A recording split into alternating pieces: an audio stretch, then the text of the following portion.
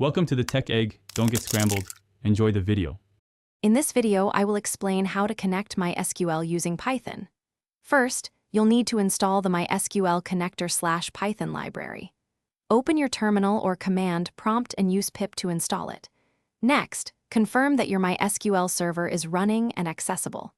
Finally, make sure you have all your database credentials ready, such as the host address, username, password, and the specific database you wish to connect to. This initial setup is crucial for a smooth connection process.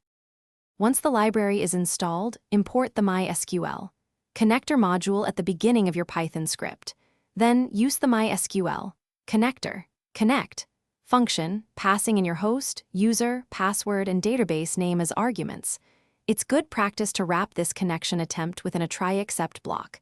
This allows you to gracefully catch and manage any MySQL connector error exceptions that might occur if the connection fails, providing robust error handling for your application. After successfully connecting, you'll need to create a cursor object from your connection. This cursor allows you to execute SQL commands. You can then use the cursor's execute method to run any SQL query, whether it's a select statement to retrieve data or an insert or update command to modify it.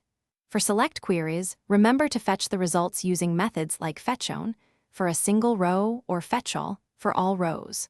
For data modification, row count can confirm changes.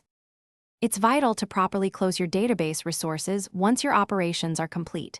First, close the cursor object using cursor close. This releases the resources associated with the cursor. Then, close the main database connection itself with connection close.